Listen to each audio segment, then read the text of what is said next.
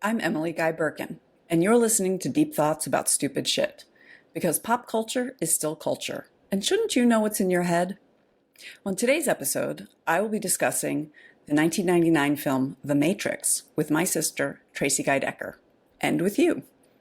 Let's dive in. Have you ever had something you love dismissed because it's just pop culture? What others might deem stupid shit, you know matters. You know it's worth talking and thinking about. And so do we. So come overthink with us as we delve into our deep thoughts about stupid shit. So, Tracy, I know you've seen this film. We've had long conversations about this film. I believe we saw it together multiple times. But tell me what you remember about The Matrix. And we're just mostly going to talk about the first movie. Yeah, good, because I don't really remember the others, but I really remember the first one. I was surprised just now when you said it was 99, so it was the year, although I don't know why it was the year after I graduated from college. I loved it so much, like so much. It just, like, there was so much about it that appealed to me, you know, from there was something so satisfying about the like hero's journey of it, you know, and the chosen one of it. And Keanu Reeves is just so beautiful. And the woman who plays Trinity, Carrie-Anne Moss is just so beautiful. And you and I both went as Trinity for Halloween, like that year and many years later. That year, like I had these like cheap PVC pants that made me sweat like crazy, and this like wet look tank top and the sunglasses, and I loved that outfit. I mean, it wasn't an outfit, it was a freaking costume, but I loved it. And I loved it when people were like on Halloween would be like, oh, you're Trinity. Because I had the short hair, the short dark hair and everything. Oh man, I love that movie. And there was something just, the story beats of it, I think, were just so deeply satisfying as a viewer that it just lit me up as a, you know, as just a piece of cultural media that I just absolutely adored. And I'm sure there were like deeper lessons and stuff, you know, about hubris and about technology and what, like, and even about like, I'm sure we'll get into the red and blue pill, but about like choosing not to know, you know, all those things. I wasn't paying attention to any of that stuff. I just thought it was like wicked cool and sexy, and yeah. So it's pretty unexamined, I gotta be honest. It's really just about like vinyl clothing and cool martial arts moves. Yeah. In my brain. That's what I got. That's what I got for you from The Matrix. And the, you know, the special effects that they kind of invented that then have now become sort of ubiquitous, so that they're in Shrek, you know, with the weird slow-mo sort of a thing, but were mind-blowing in 1999. Yeah. Yeah. That's what I got. That's what I got. Why are we talking about it? Why are we talking about The Matrix, Em? Oh, so like you, I adored the film. I saw it in the theater multiple times. Like I went back multiple times to see it. As for why we're talking about it, there's so much in that film that rewards deep thought and rewards multiple watching or multiple viewings. So, for instance, one of the things that I really appreciate about the film is that they don't explain things until it makes sense for them to be explained. So there are, like, the first time you watch it, when Neo wakes up in the pod, in the goo, you are going, what the hell is happening? But it makes perfect sense once you know what the hell is happening. So storytelling wise, I think that is like amazing. It's phenomenal. The things that I wished were different about the film when I was watching it as a 20-year-old, I rewatched it with my 13-year-old and my husband to prepare for this, that, you know, watching it with my 13-year-old, I'm realizing, like, you know what? I don't have a problem with that. Like, this is about as perfect a film as there is. And it was the fact that this movie that has these really deep questions about the nature of reality, about what it means to be human, about whether it is better to be free and in a unpleasant situation, or I don't like the term enslaved, but or bound to something that you have no control over in a relatively pleasant setting. What it has to say about things like gender, because at the time that the film was made, the Wachowski sisters were not out yet as transgender. They were the brothers then, weren't they? They were the brothers then, yes. Referred to themselves as? Yes. Mm-hmm. And in fact, watching it, it was interesting because watching it at the end, it says directed or written and directed by the Wachowski brothers. Like that's how they described themselves. But they're both trans women. They use she, her pronouns, and they identify as sisters now. Yes. Yes. And they have changed their names. They are Lily and Lana Wachowski. And so the film works as a trans allegory very, very well, which the Wachowski sisters will say straight out was not something that they put in intentionally, but it was certainly in their heads. So this is an excellent way of looking at how an artist's belief system concerns, like the things that are in their minds, affect the art, even if they're not yet like grappling with whatever it is. Then there's the fact that bad actors have taken imagery from this film and use it to mean something that the Wachowski sisters never intended. Specifically, the men's rights activist types talk about being red-pilled as waking up to the fact that the world is set up to prioritize women and that men are the ones who are subjugated. They use the red pill to say that they're Ken? Yes. Yes, they do. I'm not sure I actually fully understood that that's the way they use that metaphor. Okay. Yeah. All right, Ken. So this film is nothing less than a masterpiece. It's also, as there's a pop culture journalist, Emily St. James is her current last name. She previously wrote under Emily Vanderweff, which she changed it because it's a mouthful. She points out that this is the most popular piece of pop culture ever that was created by trans artists. And so that is really interesting to think about. And then there's, I don't know if you recall, but in the mid 2000s, there were a lot of books out there that was like the philosophy of the Matrix, psychology of the Matrix, and things like that. And so, this film has been used in thousands of academic articles and papers. So we're not the only ones overthinking it here. Oh gosh, no. There's a lot. And the structure of the Matrix can be used for many, many, many different ways of looking at it. There's like the philosophical lens of looking at it. There's the Marxist lens. There's looking at it as a trans allegory. It's just a wonderful framework. Matrix, shall we say. I see what you did there. For talking about big ideas. And so because of that, I feel a little, I'm worried I'm not up for this challenge of discussing this film. Yeah. So I am going to need your help. I'll do my best. I will do my best. All right. But before we get there, like, remind me, what is the surface level plot?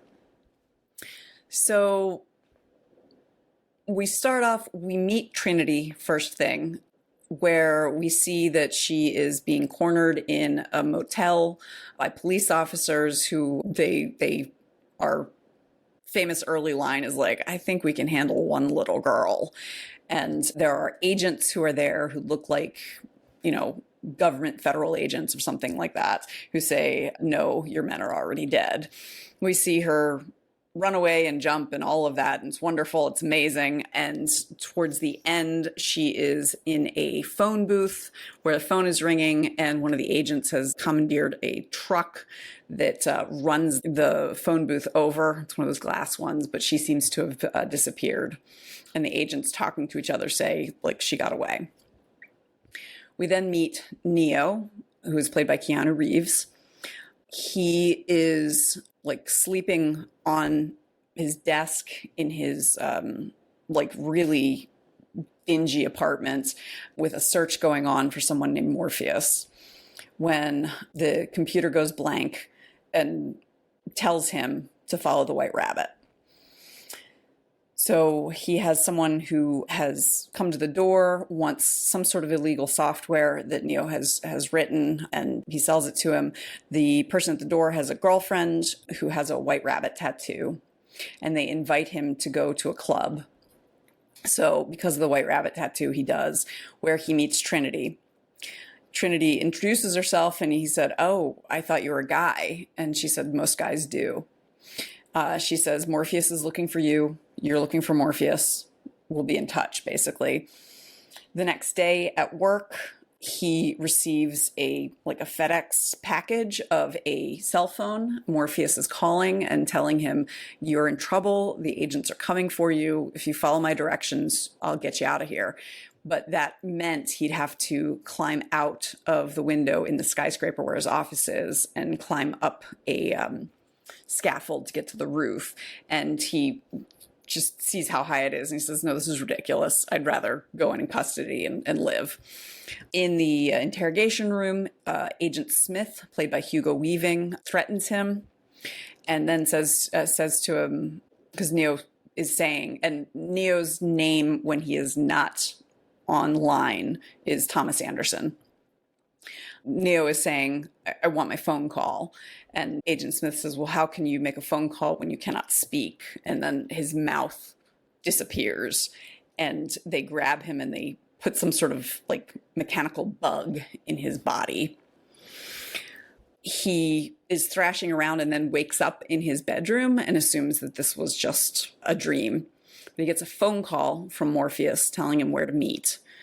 He ends up meeting, there's Trinity and then two other people. It's a woman named Switch and a man named Apoc. They get the bug out of him and then take him to a abandoned, it's not clear what it is, but an abandoned building where Morpheus is. Morpheus tells him that, there's something wrong with the world. It's the Matrix. Do you want to know what it is? And he gives him an option, a choice. Take the red pill and you find out what the Matrix is. Take the blue pill, you wake up in your own bedroom and believe whatever you want to believe. So Neo takes the red pill. He's brought into the next room. There is one other person there. It's a man named Cypher. And he's asking, like, what is going on? And they're all saying it's normal. And the next thing you know, he is waking up in this like egg type thing in goo. And he's got something down his throat. He's got like wires in his arms. He pulls the one out of his throat. He's completely bald, completely hairless, no eyebrows even. And a drone comes along, disconnects him, and he is then kind of like flushed out and then picked up by a flying ship. Once he is on the flying ship, Morpheus, who is now dressed in kind of ragged clothing instead of the very sharp suit he was wearing, says, "Welcome to the real world." And Morpheus is played by Lawrence Fishburne. Lawrence Fishburne. Yeah. Okay. Cowboy Curtis. Cowboy Curtis. From Pee-wee's Playhouse. Oh. Okay.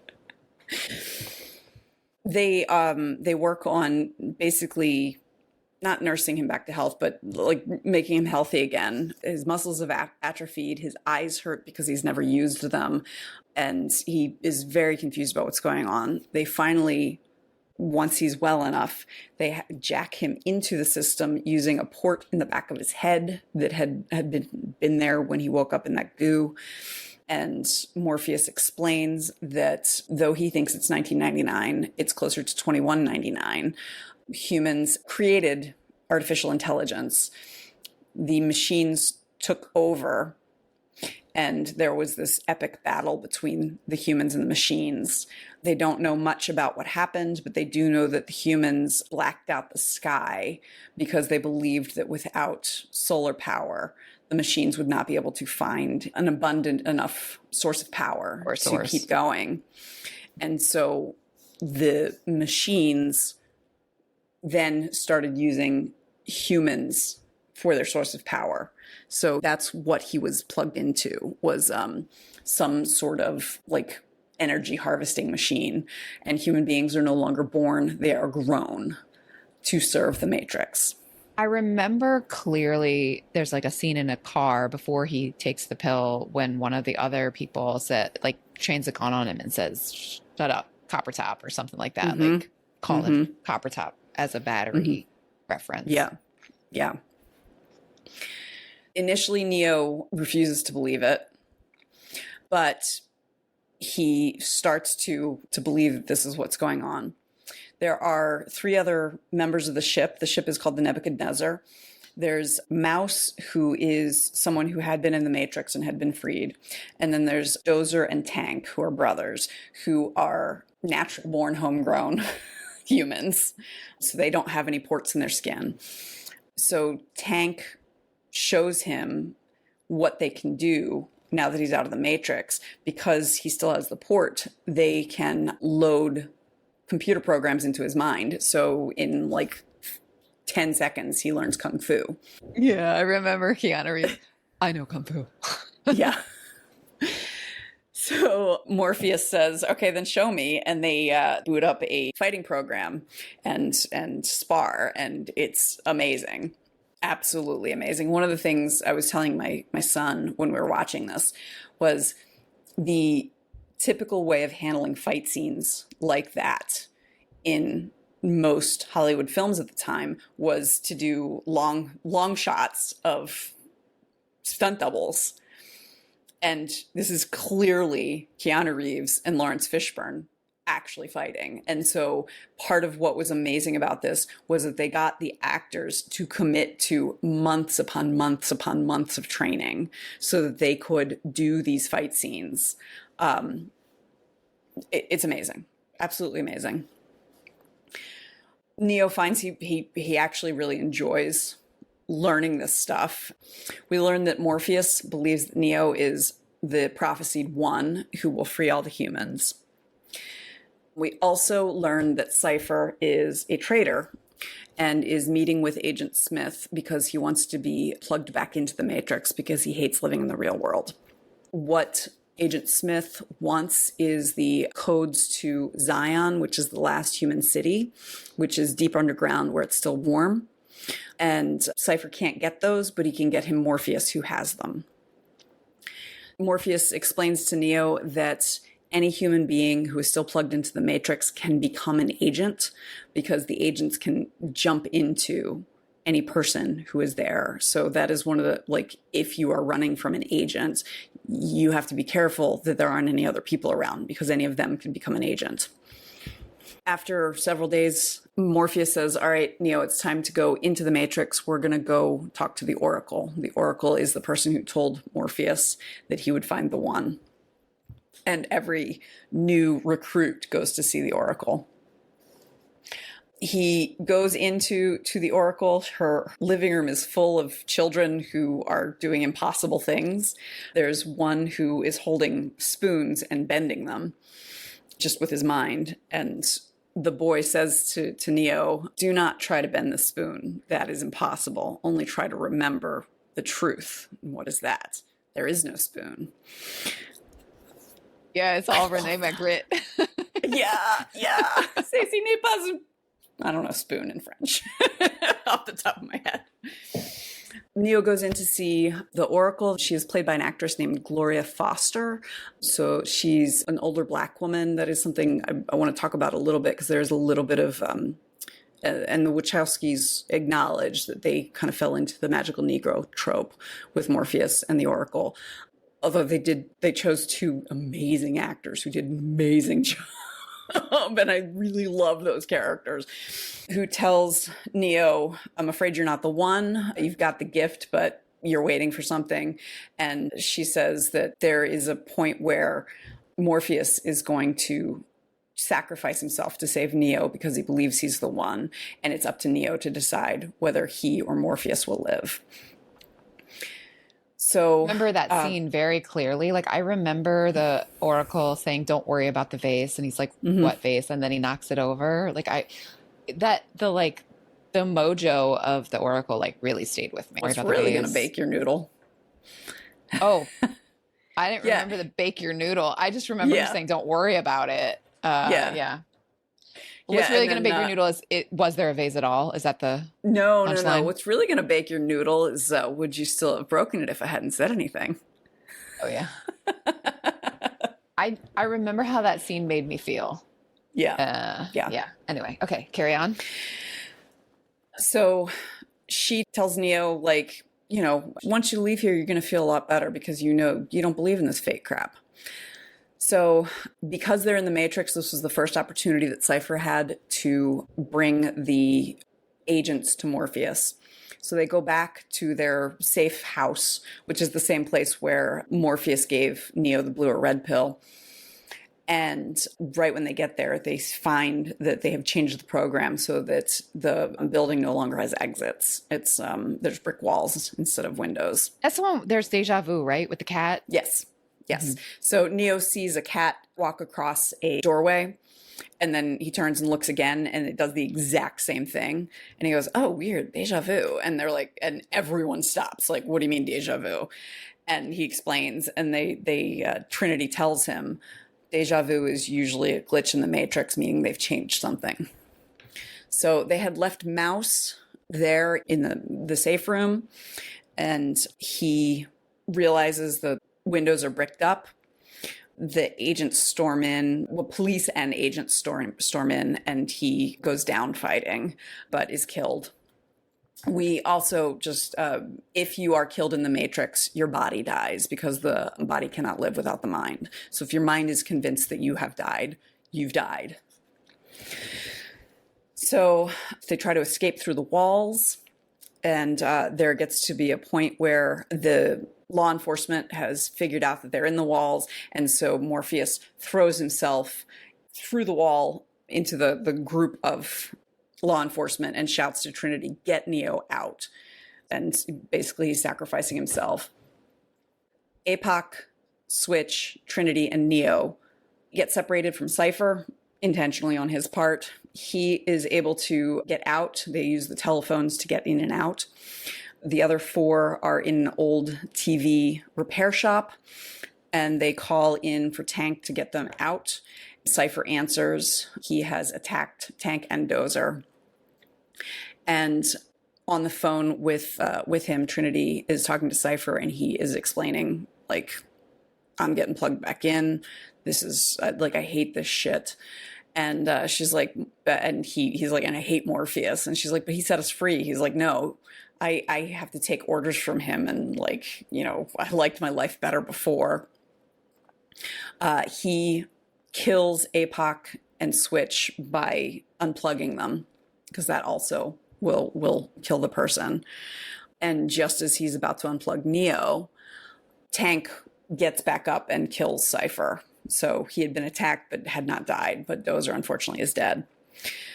So Neo and Trinity are able to get out.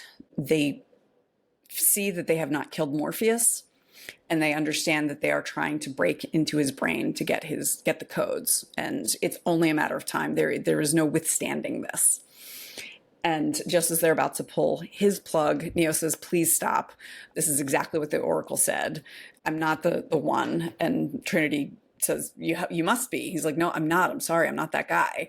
But the Oracle said I'd have to choose between him and me. And this is exactly what she told me was going to happen. And so we have to go in and save him because the resistance can't survive without him.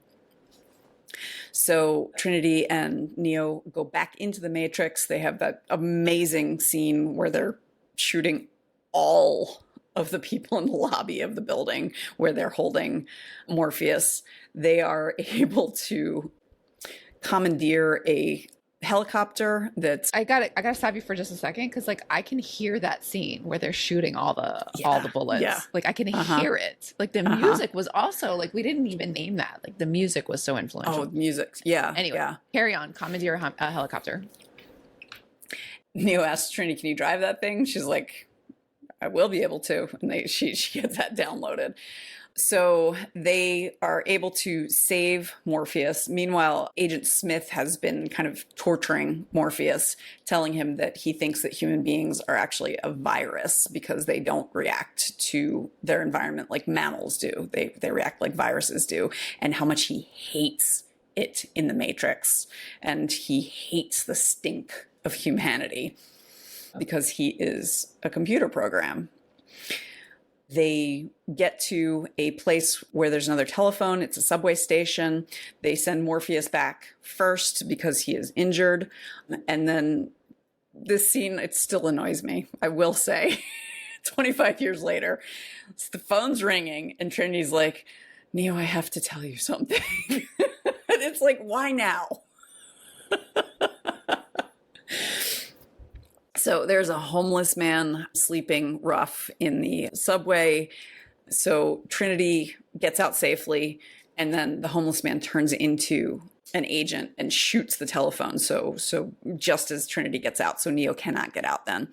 They had told Neo, if you see an agent, run. You cannot fight them. But he stops and he fights with Agent Smith. There is this thing that really, really stuck with me, and particularly now thinking about this film as a trans allegory. Agent Smith continually calls Neo Mr. Anderson. And so at one point he has him like pinned on the tracks with a subway car coming. And Neo manages to get his feet underneath of him. And Agent Smith is saying, "Do you hear that, Mr. Anderson? That is the sound of inevitability, the sound of your death." And so Neo gets his feet under him and like leaps up and like jumps out of the way and goes, "My name is Neo." And then Agent Smith gets hit, but because he's a computer program, he's fine. He gets the train to stop, and he comes out from another body, presumably. Chase scene. Runs into lots of people and so has to be very careful because they keep turning into agents. He finally gets to the room where Trinity was at the very beginning in the motel. That's the phone where he's supposed to get back. And unfortunately, there must have been someone in there because when he opens the door, Agent Smith is there and shoots him. And he falls over dead. And he's shot several more times.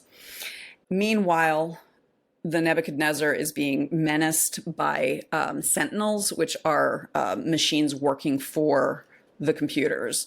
They have a way to stop them, the electromagnetic pulse, but they can't use it because it screws with their electronics as well. And so if they were to do that, then Neo would be stranded. But that also means they can't go in to help him. So as he's lying there dead, Morpheus is looking completely like devastated. Trinity whispers to Neo, like, "Look, I'm ready to tell you what the Oracle said. She told me that I would fall in love with a man and that man would be the one. And so I know that you can't be dead because I love you." And then kisses him and then says... Sorry, she's kissing his body that's not in the Matrix. Like, so he's not like in the Matrix. The unconscious because it's over in the Matrix. Yes. So she's talking into the shell's ear. Yes. Okay. All right. Yeah. Carry on. She says all of that. And after she kisses him, like he starts breathing again. And then she goes, "Now get up!" and shouts at him. He gets up, is able to stop the bullets, the path of the bullets as the three agents are shooting at him. Smith comes to fight him and Neo like jumps into him and like breaks the agent. And the other two agents are like, "Oh crap, I'm getting out of here." Like they look at each other, they look at him, and they run. And then the movie ends with Neo making a phone call basically to the computer saying, like, we're here, we're not going away, there is a new world coming. And then very 90s music. That I still love. It's so good. So I was trying to be concise. I think that was, we're not known for our concision. Concisity. Conciseness. All right. All right. That's a hell of a plot. Where do we start? Where do we start? All right. Well, because we do this every time. Let's talk about gender first. Right. So there's some interesting stuff to talk about that's deeper from what I understood in 1999. But I want to start with what I understood in 1999. So now I didn't know the Bechdel test in 99, but it does pass the Bechdel test. But it's a squeaker. Trinity and Switch talk to each other about when. Then the other thing that I understood as like 90s era feminists was when Trinity comes to meet Neo at the club and she introduces herself and he's like, "You're Trinity? I thought you were a guy." And she said, "Most guys do." I took that because that was meaningful to me as a 20-year-old woman to be like, women who accomplish big things like major computer hacking can't possibly be like they didn't really do it. You know, it was a guy who did it, and Trinity is obviously an androgynous name. I mean, it wasn't a name before this. Or, you know, like there are people who claim that the Bronte's brother is the one who actually wrote everything. We'll say that? Oh, really? Yeah. Yeah. I mean, I don't think they still do, but it's been said. Okay. Yeah. So that I took as like, and she's the, yeah, most guys do. It like seems like the kind of like, oh, I'm so sick of this. That I definitely understand. Well, I think that paired with I think we can handle one little girl about her. Absolutely. Yes. Yes. People have made fun of, I think we can handle one little girl as a, like, over the top, I think. I don't know. I'm not sure how to describe, but like people think that that's like bad writing.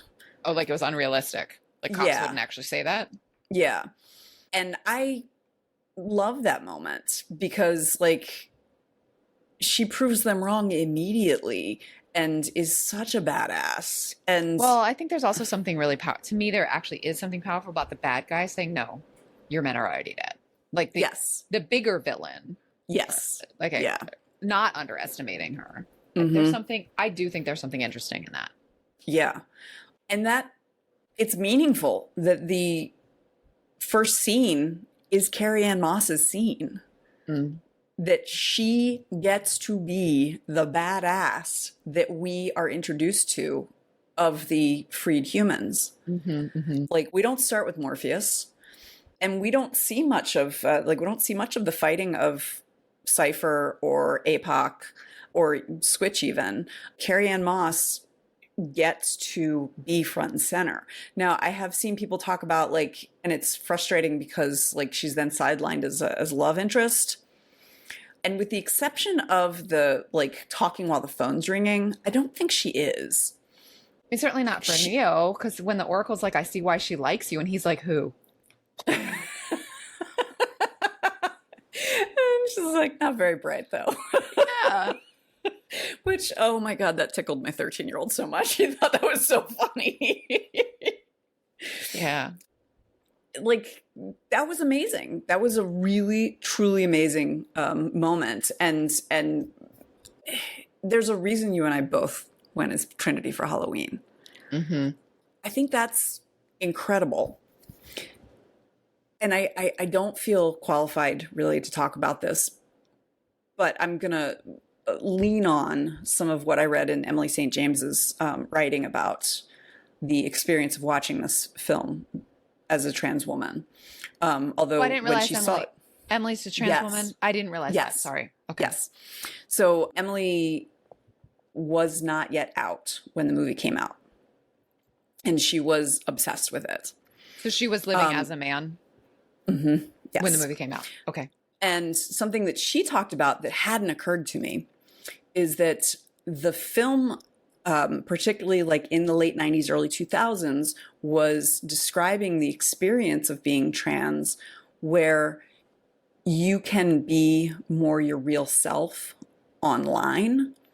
So she was presenting as a woman when she was signing on to the internet and finding like-minded people. I don't know if she was going by Emily online at the time, but she was going by a female name online. And she felt more like her real self on the internet than she did in the real world, which it's kind of back to front in the Matrix, because the Matrix is like the internet and the real world is on the Nebuchadnezzar. Right. But there is something like, yeah, it's mirrored, because I remember distinctly, like, you look how you think you look in the Matrix. Like Residual how you self-image. think you look. Yeah. And so the fact that you can be more yourself, that's how you see yourself.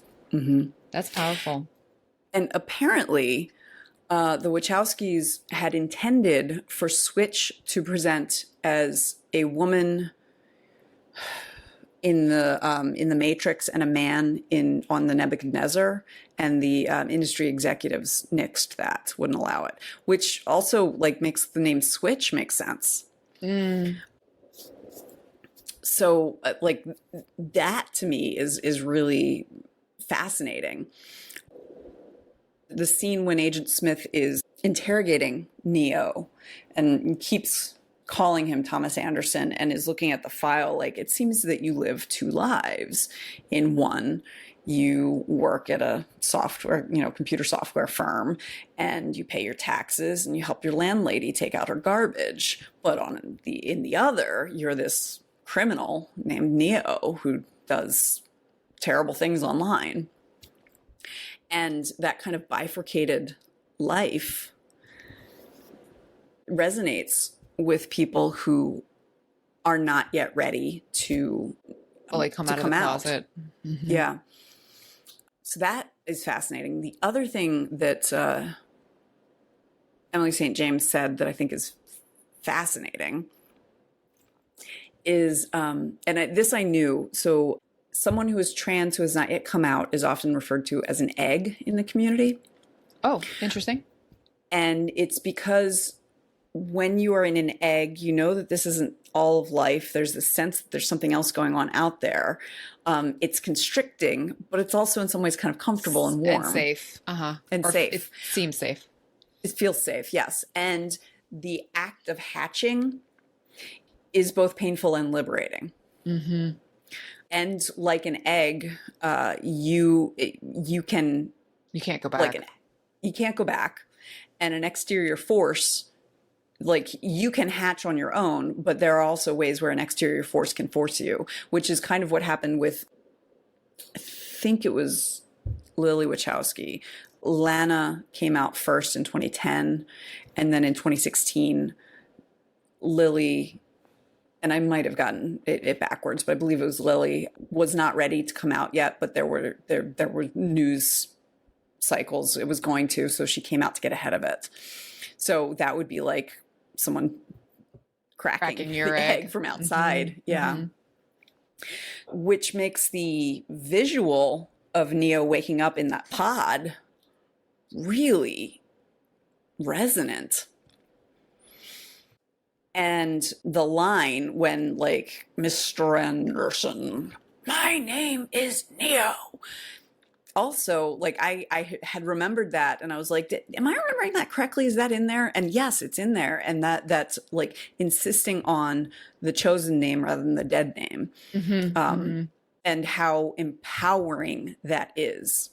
Because he always, prior to that, never corrected Agent Smith never really answered to Mr. Anderson, but like didn't correct him, didn't like not answer to it either. It just was. But finally saying like, no, I am who I am. I refuse to allow you to define me by who I used to be. Is also just phenomenally empowering and interesting and just beautiful, particularly knowing that the Wachowski sisters hadn't cracked their eggs yet. Right. Yeah. Wow. Okay. So, all right. So that's gender and trans allegory, like cisgender, binary genders, and then trans allegory. What else is on the long list of deep thoughts about the Matrix? So do you know Plato's allegory of the cave? Yes. But remind me and our listeners. Okay. So Plato has this thought experiment, allegory of the cave, where imagine he says men, there are people who are in a cave and chained there so that they can't see anything but the wall in front of them. And people behind them are projecting like shadows. So all they can see are the shadows. And because they've lived in this cave their entire lives, they believe the shadows are real. They believe this is the real world. And one of these people living in the cave is freed and goes out to see the real world and realizes there is so much more out there. You know, there's some things that look familiar, because they were used to create the shadows, but they are so much more. They're more beautiful. They're bigger. They're all of these things than what he thought was real. And when he comes back to the cave to try to free his comrades, they don't want to be freed. They tell him he is full of it, that he's a raving madman, that this is the real world. So it is fascinating to me that the idea that what we think of as real has been something we've been questioning for thousands of years. Because like the amount of work you have to do to create the allegory of the cave is so much bigger than the amount of work we have to do to think about like AI and virtual reality. Like we actually have things that are indistinguishable from the real world. Not indistinguishable, harder to distinguish from the real world. But the nature of reality as something that we question is part of the human experience, clearly. So that's an intentional philosophical question within the film. Now, the difference between the allegory of the cave and the Matrix is that the real world in the allegory of the cave is indubitably good. There is no downside to being freed from the cave. Whereas the real world in the Matrix, you can have some sympathy for Cypher wanting to be plugged back in. Mm-hmm. And that got me thinking about the way that we approach reality. And even like the fact that the men's rights activists have taken the red pill to mean something that the Wachowskis did not intend and is not even remotely real. But they think it is. And that is that truth and reality should not be subjective in a perfect world. But there is some subjectivity to truth and reality. And reality ends up being something that we all agree on in some ways. So in my day job, I write about money. One of the things I talk about a lot is that money doesn't really exist. It's a delusion we all share. And so that is something where we have collectively decided that money is worth something. And so because of that, that is both real and not real at the same time. It's the same thing with like gender. We have collectively decided that like pink is for girls and blue is for boys, and pushing against that thing that is not real reality, but it is real reality because there's pushback if you decide to reject it. So the subjectivity of reality is really this fascinating aspect of being human. There's a similar thing with race doesn't actually exist. There are no differences biologically in race, but that doesn't mean it doesn't exist. Right. Well, because racism certainly does. Yes. And so race exists because racism does. I mean, because we have collectively decided that this is how we treat people. Yeah. And because it's collective, an individual cannot change it. And that is one other really interesting thing about The Matrix. Emily St. James unapologetically loves the second and third movie in the trilogy. Most people were dissatisfied with them. Now, some of it had to do with, I think, like with how big and how wonderful The Matrix is. There was no meeting the expectations. But one of the things that she points out is that in the first film, it's about finding the one. And that is a very comforting story, because if there is a Messiah, if there is a one who can fix things, then all us little people don't have to worry about it because Neo's got it. In the second and third films, the story changes somewhat because it is made clear that the idea that there is a chosen one who is going to fix everything is not all of it. There is collective action that needs to be done. And St. James makes it clear that she thinks audiences don't like seeing that. Mm. We want to see, like, oh, I don't have to worry about it because that guy's got it. I expect there is that she's right, that is a part of it. I think it's also the case that in Western culture, we have been conditioned to find the messianic story satisfying because we've been told it so many times. We know what to expect. Yes.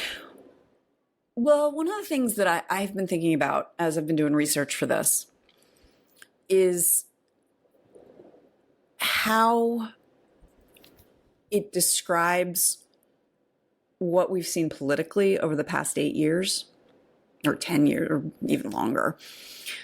In that, people don't want to give up their comfortable illusions like Cypher. And they are willing to sacrifice things that they otherwise would never have given up or otherwise claim to care about, just so that they can hold on to those comfortable illusions. So for example, Cypher talks about how he thought he was in love with Trinity for years. And he is basically, I mean, he saves her for last to kill, but he's torturing her. And for, someone who believed that he was in love with this woman, like, what a horrible thing to do. But his comfortable illusions are more important. And so we see that with any number of people who cling to political beliefs that are no longer serving their interest. Yes. No longer serving their interest, no longer relevant, or, and cost them relationships, costs them jobs, a lot, cost them freedom. A lot, yeah. And it's because of how hard it is for us to let go of a comforting illusion. And that, I think, is really fascinating. And then the fact that the film has been used by people who are clinging to the illusion that the world benefits women think that they actually have seen the light. Yeah, it's really interesting. I mean, you brought race up too, and you're making me think of the research in the book Dying of Whiteness, where the researchers showed that poor white folks, vote and act against their own best interests so that they don't help Black and brown folks with those votes and actions. Which is, I mean, racial superiority is certainly a comfortable illusion for some folks. Yes. The film makes it clear that it's better to know the truth, even if the truth is uncomfortable. But it also makes no bones about how tough it is to know the truth. I think there's also, I wonder how we are meant to think, like, if Cypher had been able to just plug himself back in without hurting other people, would we have judged him? I don't need you to give me an answer, but I feel like that is an important question to your statement. The film says it's better to know, even if it's uncomfortable. Because we do have some sympathy for Cypher, even as he's like morally bankrupt. Like it's the moral bankruptcy, actually. But like that he misses steak, says the vegan. Like that piece of it, like, doesn't feel like the reason I'm judging him. It's that he sold out his companions for steak. What this brings up for me is, I don't know if we've talked about it on this podcast. I think it was probably on Lightbringers. So when I first learned that there were Sandy Hook deniers, my first thought was I felt sympathy for them, because if I could live in a headspace in a world where that couldn't actually happen, I would choose that. And I think what the film is saying is that it's not possible to just plug yourself back in without harming others when you do know the truth. Because once I learned what these Sandy Hook deniers did, they didn't just quietly believe this is not real, it's a false flag, whatever they believe. They sent death threats to grieving parents. Yeah, they hurt people. And I think that this movie is saying something very profound, that, like, if you quietly believe that the earth is flat and don't do anything about it, have at it, enjoy. Similarly, like, there's a lot of religious imagery. I mean, Trinity is the name of one of the characters, and Nebuchadnezzar and Zion. Yeah. And Neo. So, I mean, the chosen one is clearly Christ. Yes. So you will get like militant atheists who are like angry about people having faith. I can remember George Carlin saying that religion is like a lift in your shoe. If it helps you walk taller for a little while, improves your posture and your balance, have at it, enjoy. But don't go around to other people and start nailing lifts onto their feet. Right. And so, considering the fact that this is a movie with lots of religious imagery, and the way that militant atheists talk about all religion, like all religion is toxic, all religion is awful, and it's all people being Cypher. They're doing horrible things because they want this comforting illusion, when religion could be just plugging yourself back into the matrix, if you believe that it's false, quietly not harming anyone. Similarly, being an atheist could just be quietly plugging yourself back into the matrix, believing whatever it is you want to believe and not harming anyone. But either one of those could be pulling a Cypher. Yeah. It's interesting. When my first year in graduate school, listeners, I have a master's degree in religious studies. And so I was taking these like anthropology of religion courses in my first year. And I read this anthropologist of religion named Clifford Geertz. And I don't remember anything this dude said, except one thing that has stayed with me these like 25 years. He said, when he was trying to define what religion is, he said, religion is a question of suffering because life is suffering. And therefore, religion is what makes life sufferable. I'm paraphrasing.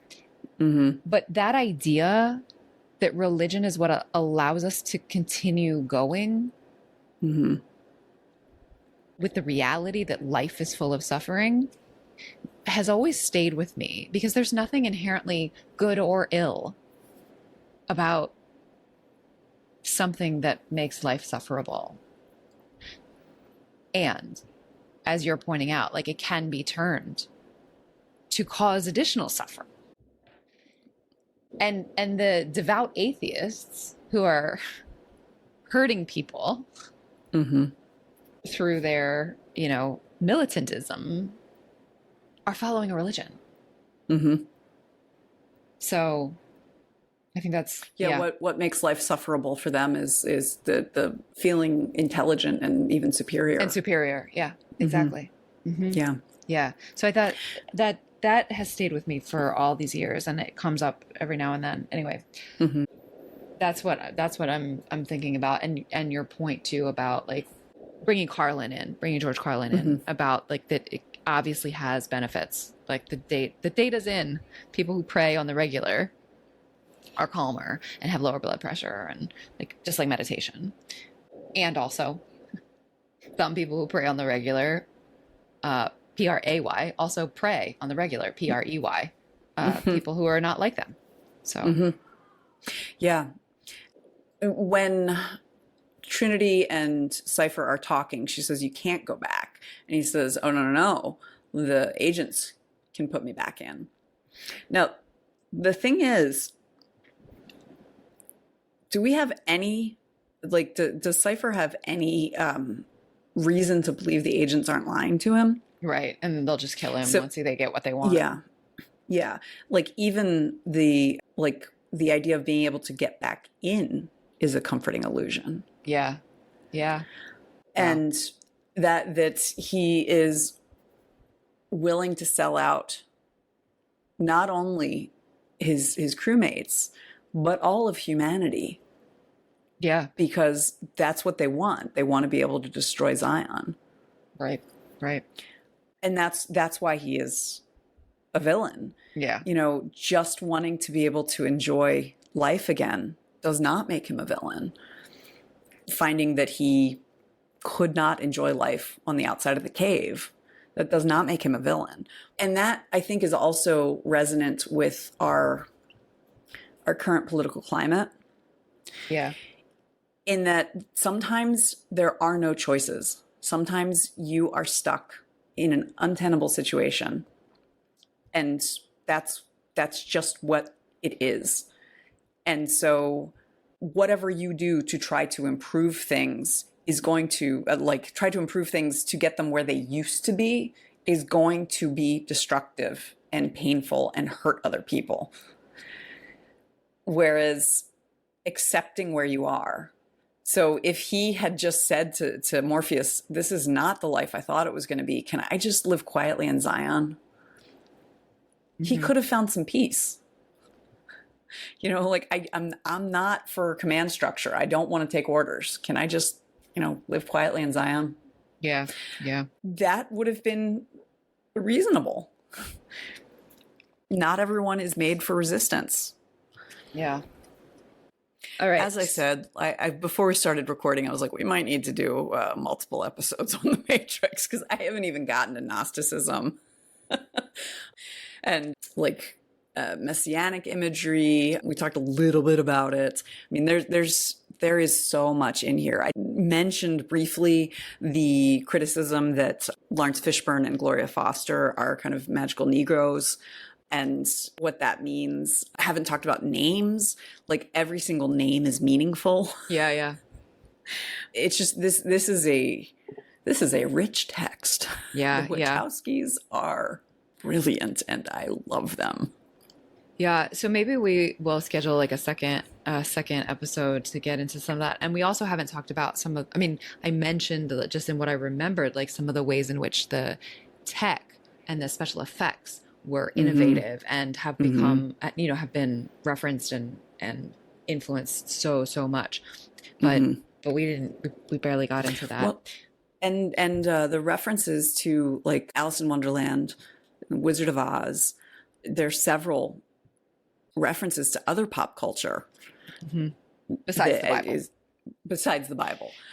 And then also when I was teaching, actually when I was a student teacher, I talked to the kids about understanding symbols, and I set one set of kids with like water and one with doors, and for them to start come up with every single thing that those could mean.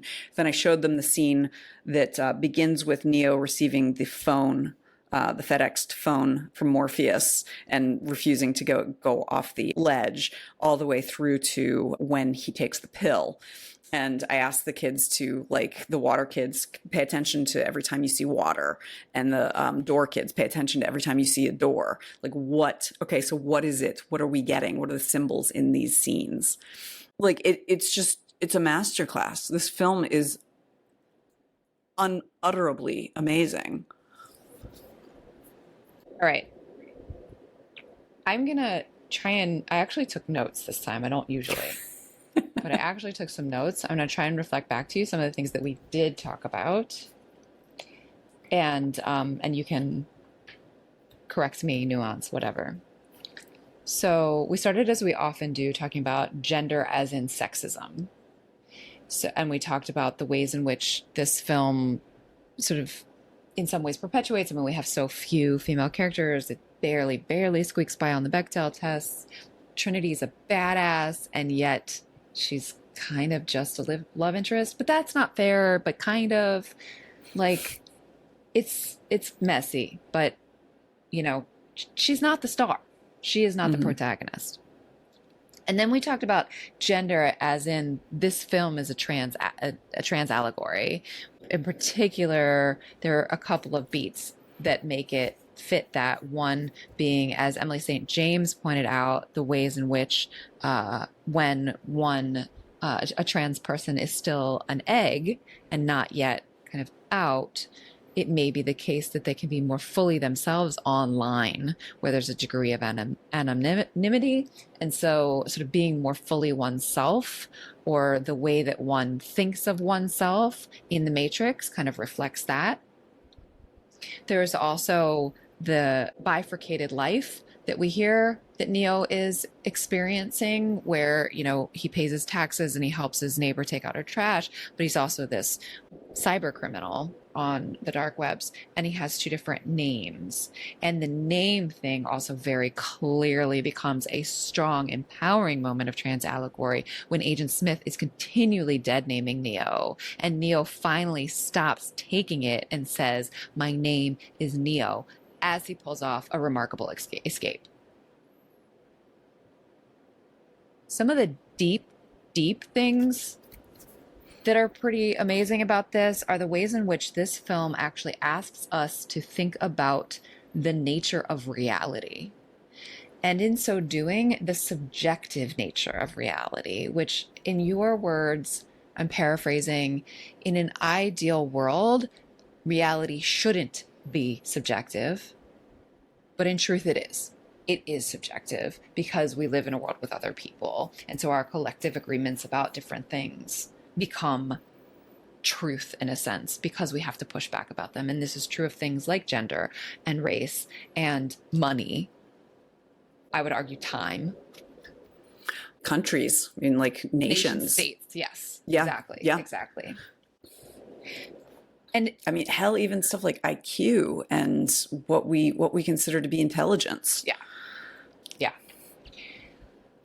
So corollary to that, or sort of maybe not corollary, maybe actually like dependent, maybe it's sort of dependent on this sort of nature of reality thing, is this commentary about the morality of choosing a comfortable illusion over reality.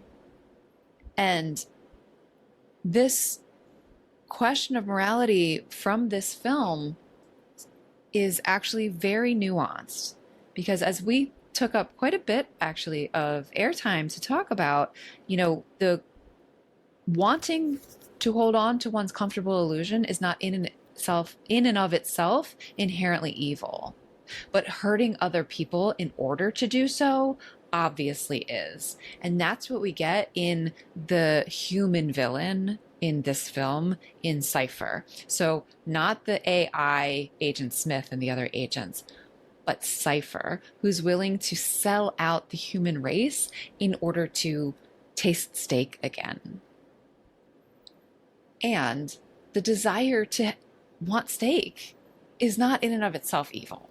So there's something like really interesting about that becomes iteratively relevant when we apply it to other comfortable illusions, whether they are as kind of very site and time specific as the Sandy Hook deniers, or, much broader, I won't say universal, but with like much broader swath of history and populations in thinking about different religions over the years.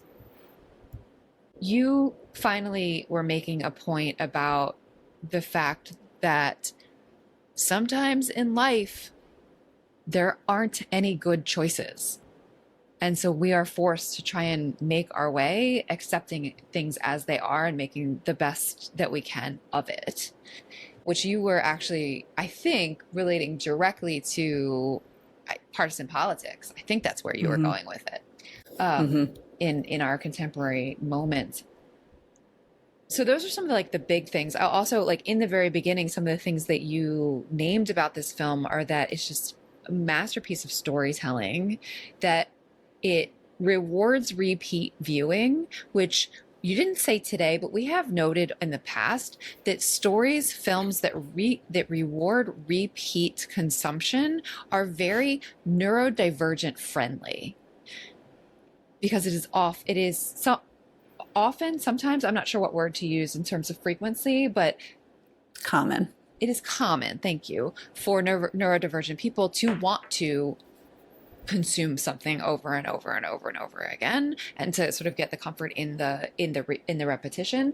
And so if that repetition is not just comfortable for its own sake, but also rewards with new information and insight, it becomes all the more neurodivergent friendly. So you didn't name that this time, but I think that's worth naming here about this film in particular, which, because it has so much depth, which with, for instance, the symbols that you named, that as a student teacher you had your students look to: water and doors and the pills and names, and we could look at the storytelling, the different tropes of how this does and doesn't fit with Joseph Campbell's hero's journey. There's so many layers to this that the repeat viewing isn't just nice. It actually becomes essential to fully understand it.